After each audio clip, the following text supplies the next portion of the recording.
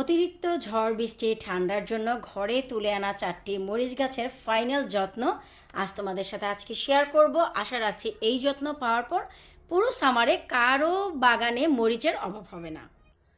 আসসালামু আলাইকুম, কেমন আছো তোমরা সবাই? আলহামদুলিল্লাহ আমি তো আছি অনেক ভালো, আবার খারাপও বলা চলে। সেটা হচ্ছে তোমরা সবাই জানো টানা 13 দিন বৃষ্টির পর আমাদের হচ্ছে 3 দিন মাত্র গরম গেল, সেটা হচ্ছে শনি রবি মানে 14, 15 আর হচ্ছে আজকে। আমি এই মাত্র চিন্তা করেছি যে বিকেলবেলা হচ্ছে একটু লিকুইড খাদ্য দিব। তোমাদের সাথে এর আগে ভিডিও শেয়ার করেছিলাম যে মাটিগুলো টানা 13-14 দিনের বৃষ্টিতে ডাম্প হয়ে আছে, সো 2 দিনের রৌদ্র খাইয়ে সেইগুলোকে মাটি শুকিয়ে তারপর হচ্ছে আমি লিকুইড খাদ্য দিব। আজকে এই প্ল্যান ছিল যে আমি লিকুইড খাদ্য দিব। ওয়েদার মাত্র চেক করলাম আজকে রাত্র, তার মানে টুনাইট মর্নিং 1 o'clock থেকে 1টা-1:30 থেকে দেখাচ্ছে বৃষ্টি, আগামীকালকে সারাদিন বৃষ্টি। সো বুঝতেই পারছো লিকুইড খাবার তো দেওয়া যাবেই না। তো সেই পারপোসে আমি আমার মরিচ গাছগুলো এই যে 2 দিন রৌদ্র হয়েছে বাইরেও নিয়ে যাইনি, কারণ এই 2 দিন একটু ঈদের দাওয়াত টাওয়াত নিয়ে আমরা ব্যস্ত ছিলাম। তো ভাবলাম গরমে যেহেতু আছে থাকুক। এখন দেখি কনজারভেটরিতে শত শত মাছি বাহিরে থেকে আসছে, তার মানে এগুলি বাহিরেই ভালো থাকবে। এটা যেহেতু বদ্ধ পরিবেশ, সমস্ত মাছিগুলো এই গাছে এফেক্ট করবে। আর বাহিরে যেহেতু হাজারো গাছ, সব কিছু মিলিয়ে একটা গাছের উপর অত এফেক্ট পড়ে না। তো যাই হোক, আমি হচ্ছে এখন তোমাদের সাথে শেয়ার করব মরিচ গাছের ফাইনাল একটা যত্ন। এই যত্নের পর তোমাদের আর অল্প কিছুদিন খাবার ব্যবহার করতে হবে, পুরো সামারের জন্য মরিচ গাছটা একদম স্টেবল হয়ে যাবে। তো চলো শুরুতে আমরা মরিচ গাছের একটু বর্তমান অবস্থানটা দেখি নেই।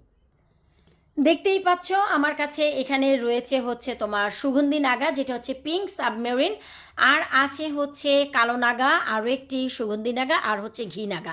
এই 4টি পট আমি ঘরে তুলে রেখেছিলাম আজকে 4 দিন যাবত। তো এগুলার গরম পড়ার পরেও 2 দিন ভালো ওয়েদার গেল, 14-15, আজকেও 16 তারিখ বাতাস গেছে, কিন্তু ওয়েদার ভালো ওয়ার্ম ছিল, গরম ছিল, কিন্তু সময়ের অভাবে আমি দেইনি।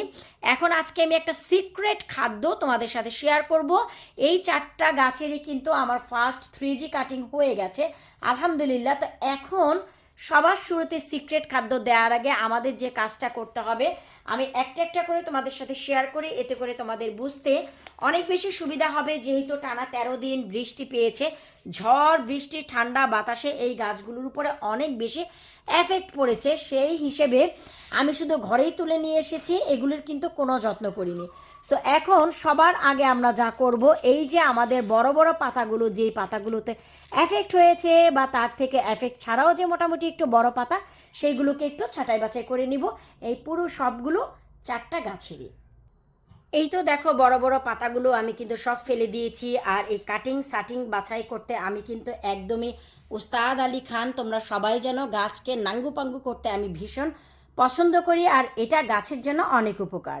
তাছাড়া অনেক বেশি প্রশ্ন এসেছে, আপু আমরা কয়টি পাতা ফেলবো, নিচের দিকে কয়টি ডাল ফেলবো, এই নিয়ে এত বেশি মাখামাখি বা মাথা ব্যথার কোনো প্রয়োজন নেই। শর্টকাট উত্তর, 10 পাতা, 20 পাতা, 12 পাতা, এটাও তোমাদের গণার প্রয়োজন নেই। যখনই মরিচ গাছের 3G কাটিং করবা, এতটা যখনই ঝাপটালো হয়ে যাবে, আমরা এতগুলো শাখার নিচের দিক থেকে রাখবো না। দেখো যে আমি কি করছি, অ্যাট লিস্ট মরিচ গাছ বলো, বেগুন গাছ বলো, যেটা মোস্ট ইম্পর্ট্যান্ট সেটা হচ্ছে নিচের দিক থেকে অ্যাট লিস্ট তোমাকে 5 থেকে 6 ইঞ্চি পর্যন্ত একদম এইরকম ঝাঁকানাকা ফাঁকা রাখতে হবে। এই যে আমি একটু দেখাচ্ছি, এই যে দেখো একদমই একদম, আমি ক্যামেরাটা একটু নিচের দিকে নিই তাহলে তোমরা বুঝতে একটু ইজি হবে। দাঁড়াও,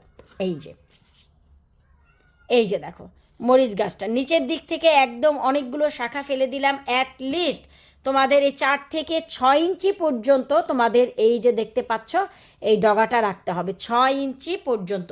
চলো আমরা প্রতিটা গাছকে এইরকমই নাঙ্গু পাঙ্গু করে দিই নিচের দিক থেকে। সো ভিডিওটি তোমরা মনোযোগ দিয়ে দেখতে থাকো, এতে করে একই ভিডিওতে তোমরা পেয়ে যাবা মরিচ গাছের যত্ন প্লাস স্পেশাল খাদ্য। জি হ্যাঁ, আজকে মরিচ গাছে স্পেশাল খাদ্য যাবে, যেটা কিনা খুবই ইম্পর্টেন্ট। সো তোমরা ওয়াচ করতে থাকো। যখনই এইভাবে নিচের দিক থেকে আমরা সবগুলো গাছকে নাঙ্গু পাঙ্গু করে ফেলবো, তখনই আমাদের যেটা করতে হবে, হাতের সাহায্যে মাটিটাকে এইভাবে খুঁড়িয়ে নিতে হবে। এখনও দেখো মাটি কেমন ডাম্প আছে। আমার কিন্তু এই গাছগুলো 4 দিন ধরেই ঘরে। তার মানে 13 দিনের বৃষ্টিতে কতটা ক্ষয়ক্ষতি হয়ে গেছে আমাদের এই গাছগুলো বুঝতেই হবে। ব্যাস এই যে দেখো এভাবে করে আমরা প্রতিটা পট এখন খুঁড়িয়ে নেব। প্রতিটা পট এভাবে করে মাটি খুঁড়িয়ে নেওয়ার পর আমরা নতুন করে কম্পোস্ট অ্যাড করে দিব। তোমরা ভালো করেই জানো যে আমি পটে কিন্তু মাটি শুরুতেই কম দেই, এই একটা যত্নের জন্য, কারণ আমি জানি এই সময় যত্ন করার পর আমি কম্পোস্ট অ্যাড করব। তোমরা যদি কম্পোস্ট অ্যাড করতে না চাও তাহলে তোমরা এখানে কোকোপিট অ্যাড করতে পারো, প্লাস চিকেন মেনুর যা আছে সেটাও তোমরা অ্যাড করে দিতে পারো, সেটা তো রেজাল্ট চমৎকার পাবা। তো এই যে দেখো আমি কিন্তু নতুন কম্পোস্ট অ্যাড করে দিলাম, এই যে। তো এর থেকে বেশির আর কোনো দরকার নেই, জাস্ট উপরে 4 ইঞ্চি পর্যন্ত ফাঁকাও রাখতে হবে।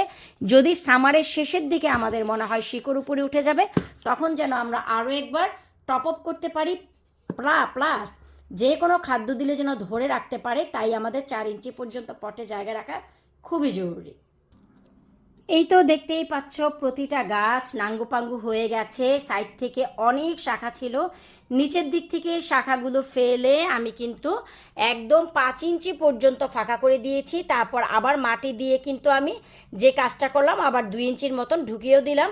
এগুলি পানি দিতে দিতে এমনি নিচের দিকে যাবে আর উপরের দিকে শুধু শাখাগুলো এখন বড় হতে থাকবে। ব্যাস এই কাজটা করার পর এখন আসে এই গাছের জন্য সিক্রেট খাদ্য। এই হচ্ছে ভাই আমাদের সিক্রেট খাদ্য যেটা আমরা এখন তৈরি করব। এখানে আছে ভাতের মাড়, এখানে কিন্তু চাল ধোয়ার পানি না, আমি আবারও বলছি এটা ভাতের মাড়। এই পঙ্গু লাবণীর হাতের অবস্থাটা এত করুণ, দেখো একদম লাল হয়ে ঝোলা আর ব্যথা কাকে বলে। তারপরও আজকে বাঁ হাত দিয়ে চাল আমি ধুয়ে ভাত রান্না করে আমি চাল ড্রেন করেছি পানিটাকে, মাঠটাকে ধরে রাখার জন্য। এই যে দেখো ভাতের মাড় নিয়েছি, এখানে পুরোপুরি 2 লিটার আছে। এর ভিতরে আমি ব্যবহার করব যেই জিনিসগুলো খুবই ইম্পর্ট্যান্ট ও গুরুত্বপূর্ণ। 1 চা চামচ খাবারের হলুদের পাউডার, যেটা দিয়ে আমরা রান্নাবান্না করি, মোস্ট ইম্পর্ট্যান্ট। আর 2 চা চামচ চা পাতা। এখন অনেকেই বলবা 2 চা চামচ, আমরা যারা দেশের বাইরে থাকি তারা যে টি ব্যাগ ব্যবহার করি, 1 টি ব্যাগে পুরোপুরি 2 চা চামচ চা থাকে। এই যে দেখো এটা আমি দিয়ে দিচ্ছি। ভাতের মাঠটা একদমই ঠান্ডা, দুপুরবেলা ভাত আমি মার গেলেছি আর এখন কিন্তু ব্যবহার করছি।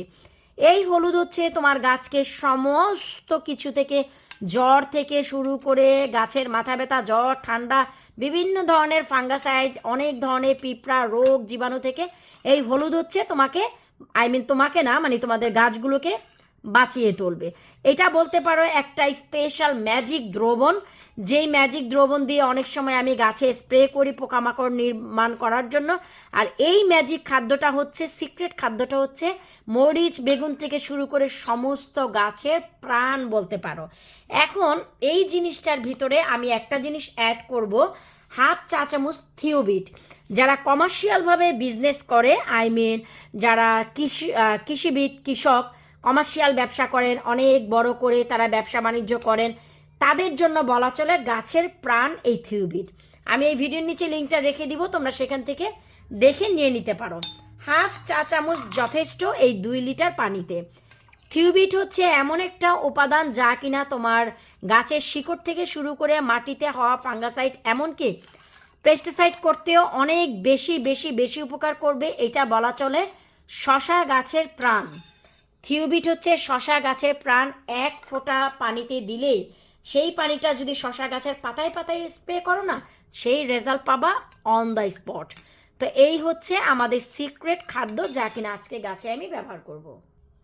এটা দেওয়ার কোনো স্টাইল নেই, খুবই খুবই খুবই সিম্পল। এই যে একটি কাপ দিয়ে তোমরা নিয়ে নিবা, নিয়ে যে কাজটা করবা আমি একটু দেখাচ্ছি তোমাদের সুবিধার্থে। এই যে দেখো সুন্দর করে এই যে গাছের সাইডে এভাবে করে দিয়ে দিবা। তোমাদের নিজেদের পট অনুযায়ী নিজেরা তো বুঝতেই পারবা কতটুকু পট, কতটুকু খাবার দিলে নিচ দিয়ে চলে আসবে। যেন নিচ দিয়ে চলে না যায়, প্রয়োজনে খাবারটা একটু কম ব্যবহার করবা, যেন মেন মাটিতেই থেকে যায়। তো এমন করে এই যে খাদ্যটা আমি দেখো সুন্দর করে এখন দিয়ে দিচ্ছি। এই যে প্রতিটা পটে 2 মগ করে দিলেই যথেষ্ট। একটু লক্ষ্য করলে দেখতে পাবা প্রতিটা পটেই আমি 2 কাপ করে পানি দিয়ে দিয়েছি, 2 কাপ করে মেজারমেন্ট কাপের, তার মানে 500 ml করে পানি গেছে। আর ওই যে নিচের দিকে প্লেট দেখো, অনেকেই জিজ্ঞেস করো আপু আমরা খাবার দিলে নিচের দিকে চলে যায়, কি পরিমাণ পানি দিলে নিচে যাবে না। ওই যে দেখো, এটা আসলে কাউকে শিখিয়ে দেওয়া যাবে না, এটা তোমাদের নিজেদের ব্রেন খাটাতে হবে যে কতটুকু খাবার দিলে পানি দিলে পানিটা যেন নিচের দিকে না যায়, পুরো খাবারটাই যেন পটে থাকে। তো এই হচ্ছে সিক্রেট খাবার। ট্রাস্ট মি, আগামী 2 সপ্তাহ পর এই গাছের রূপ রং সম্পূর্ণই চেঞ্জ হয়ে যাবে, প্রচুর পরিমাণে ফুল আসবে, ফুলগুলো মোটেও ঝরে যাবে না, আর এইগুলো দ্রুত হারে এখন বৃদ্ধি পাবে, শিকড়গুলো অনেক বেশি স্মুথভাবে বাড়তে পারবে। বাকি আমি খাবার বেশি বানিয়েছি, আমার ঘরে বেশ কিছু পেয়ারা গাছ আছে, লেবু গাছ আছে, সেই সব গাছে এখন এগুলোকে অ্যাপ্লাই করে দিব। আশা করব আমাদের বাগানীদের জন্য এই সিক্রেট খাবারটি অনেক বেশি উপকারে লাগবে। ট্রাস্ট মি, একবার ট্রাই করো, তোমাদের গাছের রং রূপ ফলন সম্পূর্ণই চেঞ্জ হয়ে যাবে। কারণ আমি বরাবরই আমার লাভলি ভিউয়ার্সের সাথে সেটাই ট্রাই করি, সেটাই শেয়ার করি, যাতে আমি সফলতা পেয়েছি। আমার ম্যাজিক দ্রবণ দিয়ে তোমাদের কোনোদিনও কোনো গাছে পোকামাকড় আসেনি, যেটা তোমরা নিজেরা আমাকে কমেন্ট করে এবং ভিডিও করেও শেয়ার করেছো। সো সেই পারপসে আমি বলছি, অনেক আপুরা আমাকে এবার কমেন্ট করেছে যে আপু ম্যাজিক দ্রবণ বাইরে থেকে কিনতে গেলে আমরা যে বাগ কিলারগুলো কিনে অনেক এক্সপেন্সিভ পড়ে যায়, সারা সামার 3টা মাসের জন্য অনেক বেশি ইউজ করতে হয়, তোমার ম্যাজিক দ্রবণটা অনেক কাজ করে, আমাদের কিনতে হয় না। আমি তোমাদেরকে আরও একটি সাজেশন দিয়ে দিচ্ছি, তোমাদের জন্য উপকার হবে না, তোমাদের কিনে বাগ কিলার ব্যবহার করতে হবে না, তোমাদের ম্যাজিক দ্রবণও কষ্ট করে বানাতে হবে। যেহেতু সারা সামার ভরে গাছগুলো ঘরের বাইরে থাকে, বাগানে থাকে, হোস পাইপটা অন করে পাইপের পাওয়ারটা, পানির পাওয়ারটা ফোর্স বাড়িয়ে দিয়ে পটগুলো একটু টিল করে তোমরা যদি ওয়াশ করে দাও সপ্তাহে 2 দিন, বাঘ তো দূরের কথা, মিলিবাগ থেকে শুরু করে মাইল্ডিও কোনো কিছুই তোমাদের গাছকে এফেক্ট করতে পারবে না, ট্রাস্ট মি। আর যদি ওয়াশ করার সময় না পাও, সেটা আর কিচ্ছু করার নেই, তাহলে এগুলোকে পোকামাকড়ের হাতে তুলে দিতে হবে। কারণ হচ্ছে পোকামাকড়ও খাদ্য চায়, এদেরও ভাই খাওয়া লাগে। তো বিদায় নিচ্ছি এই সিক্রেট খাবারের সাথে। আল্লাহ হাফিজ।